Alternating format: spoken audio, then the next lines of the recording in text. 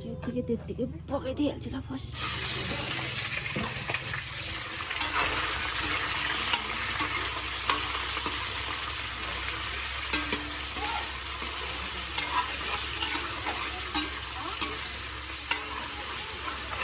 यो ब्रोइलरको मासु हजुरआमाले खसीको मासु खानुहुन्न नि त बाख्राको, अनि म चाहिँ हजुरआमा हतार बनाइदिँदैछु अगाडि नै साथीहरू।